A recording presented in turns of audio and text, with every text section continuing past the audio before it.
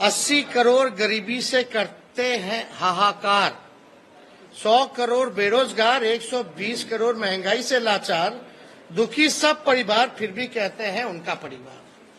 PM Modi ने तेलंगाना की धरती से परिवारवाद को लेकर विपक्षी पार्टियों पर जमकर निशाना साधा। इसी को लेकर तेजस्वी यादव ने शायराना अंदाज में पलटवार किया है। आप भी सुनिए उन्होंने पीएम मोदी से रोजगार को लेकर क्या क्या सवाल पूछे हैं। मतलब मुद्दे की बात होनी चाहिए। पिछले बार चौकीदार हो गए थे, अब जो है परिवार हो गए हैं। ये इससे नहीं, आपको बताना होगा कि आपने कितने रोजगार दिए, आपने कितने कारखाने दिए, आपने महंगाई कम किया कि नहीं किया, आपने पलायन रोका कि नहीं रोका, आपने क्या इंडस्ट्री निवेश बिहार के लिए क्या लाया। आपको इस मुद्दों पर जो है कितनी गरीबी आपने हटाने का काम किया, आपको इन मुद्दों पर जो है लोगों को बात करनी चाहिए।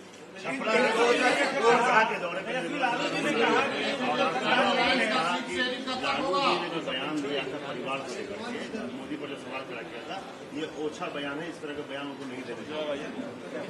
इसमें तो सारा बात आ ही गया है, इसमें क्या कहना, कुछ इससे कोई फर्क नहीं पड़ता हूँ क्या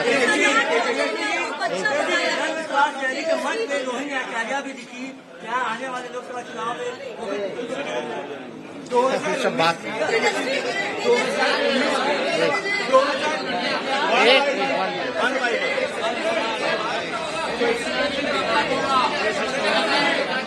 एक कोई समझ में नहीं आ रहा कौन क्या बोले।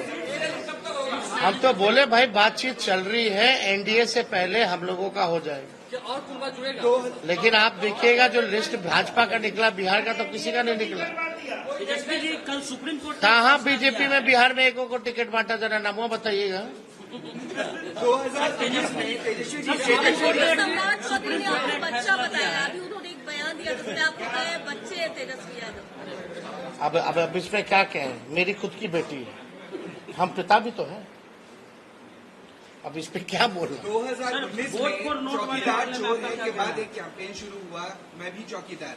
अब लालू जी के भाषण के बाद परिवारवाद पे फिर से एक कैंपेन शुरू हो गया, मोदी का परिवार। क्या लगता है कि फिर से 2019 रिपीट होने वाला है? चलिए, अब आप लोग मानते तो हैं लालू जी के बात का असर पड़ता है, बट वो अब हर जगह तेलंगाना में आप वो कहें, उनका कहना है, लेकिन क्या हालात है इस देश के, जो वो कह रहे हैं उनका परिवार, क्या किसान के लोग लाठी से पिटा रहे हैं, क्या वो उनका परिवार नहीं है?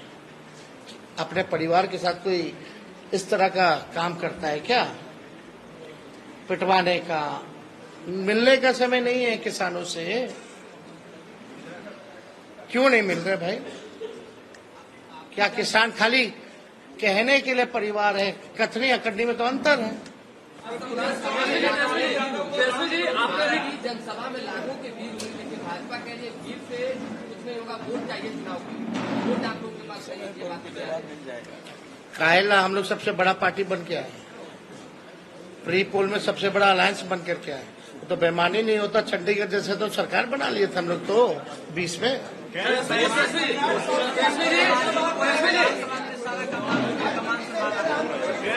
सब लोगों का योगदान है, और जो लोग कुछ भी कहते हैं वो अपना भी करके देखो। सुप्रीम कोर्ट ने कहा, अब लास्ट वोट फॉर नोट का मामला सुप्रीम कोर्ट ने कहा है कि आज जो 4 विधायक हैं उस पर कार्रवाई होगी, क्योंकि सुप्रीम कोर्ट ने कहा कि वोट फॉर नोट के मामले में पार्टी कार्रवाई कर सकती है। नहीं, इसमें हम लोगों ने लिखित में, हमारे सचेतक ने और हमने खुद भी स्पीकर महोदय को हमने लिख करके दिया है। तो निर्णय, क्योंकि कानून तो है और इसमें एविडेंस भी है, और एविडेंस आप सब लोगों ने देखा ही था। कोई भी उधर का इधर आके नहीं बैठा, जो कुछ लोग थे इधर के ही उधर जाकर के बैठे। ये तो सबसे बड़ा एविडेंस है। और परंपरा के हिसाब से वोटिंग के टाइम में जिसको जहां सीट अलॉट होता है उसको वहीं बैठना पड़ता है। तो इतना बड़ा सबूत है, तो हम तो लिख करके दिए हैं, कार्रवाई तो होनी चाहिए। अब अगर कुछ निर्णय नहीं ले पाते हैं स्पीकर महोदय, तो हमारे पास रास्ता खुला हुआ है। सुप्रीम कोर्ट में अब खुद कह दिया तो स्पेसिफिकली हम लोग जाकर के फिर लाएंगे। अब तो कम से कम स्पीकर साहब को निर्णय ले लेना चाहिए ना। भाजपा कह रही है कि पैसे पर बुलाया गया है, जो भी भाजपा का ये कहना है। ठीक है, उनकी मर्जी। एक बार फिर सब जितना लाखों लोग आए ना, सबके यहाँ ईडी सीधे भेज दे, बता देगा लोग। जरा वो 10 लाख से ऊपर जो लोग आए हैं, जरा सबसे पूछताछ कर ले। तेजस्वी जी, आपने भी कहा कि रिजल्ट चौंकाने वाले होंगे, क्या गठबंधन भी चौंकाने वाला होगा? उधर में संतोष है। अभी आप हिंदू नहीं है, जब लालू जी ने ये कहा तो उस पर भी नाराज है बीजेपी के नेता। आपको एक बात समझना पड़ेगा। हाँ, पूछिए। जैसे लालू जी ने बयान दिया, हिंदू नहीं है, हिंदू संतान नहीं है। एक बीजेपी में कहते हैं शुरू हुआ कि मैं मोदी परिवार, फिर हिंदू है कि नहीं, उसको लेकर के उन्होंने कुछ वीडियो जारी किया, कहा उन्होंने पूजा और राम मंदिर।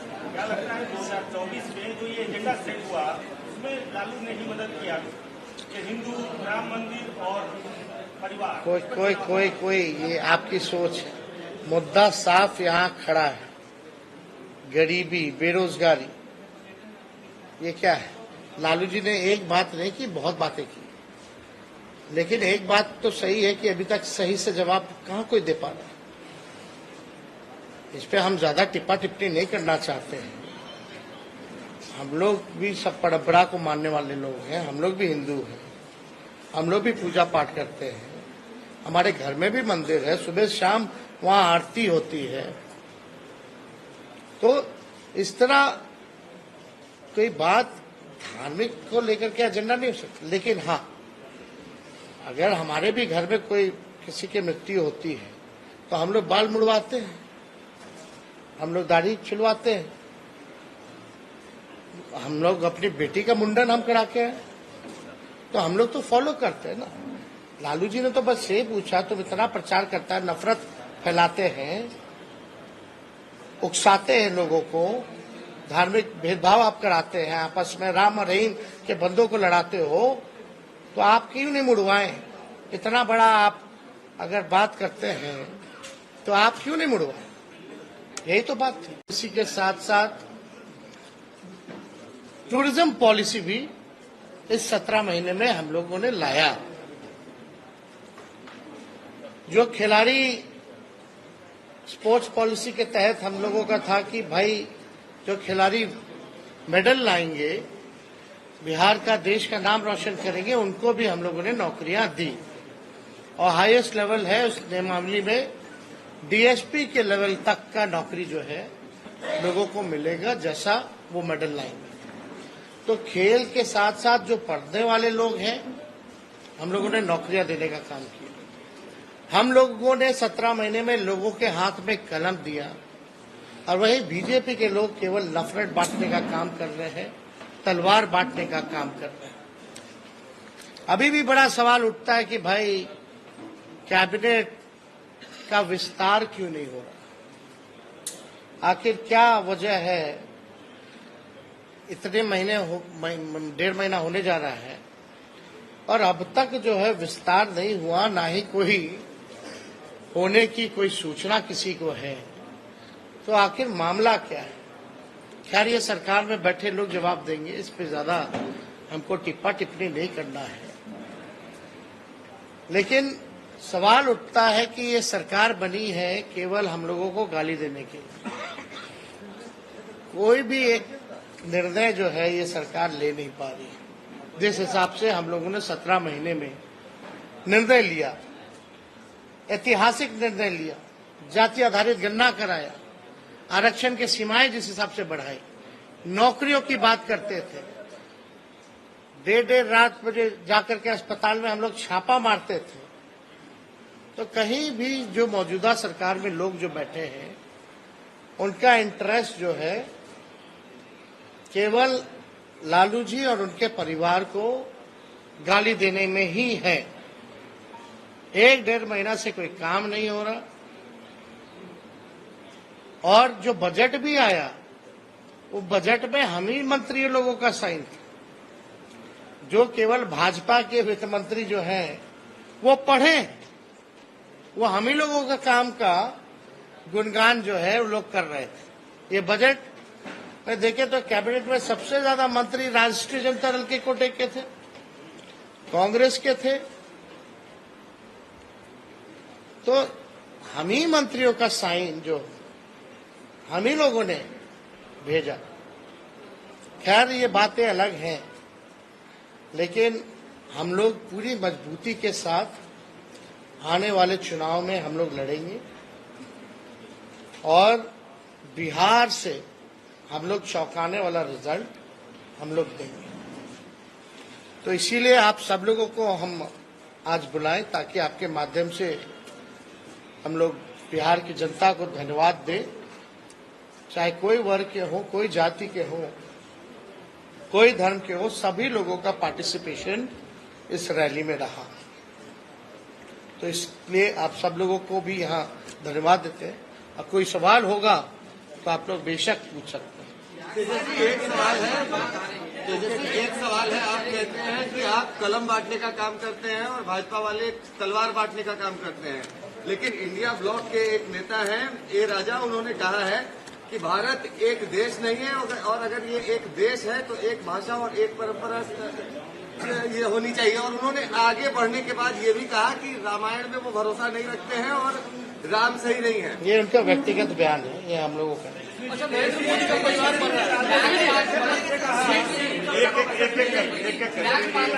हमारा सीट शेयरिंग एनडीए से पहले हो जाएगा, अंतिम चरण में चिंता नहीं।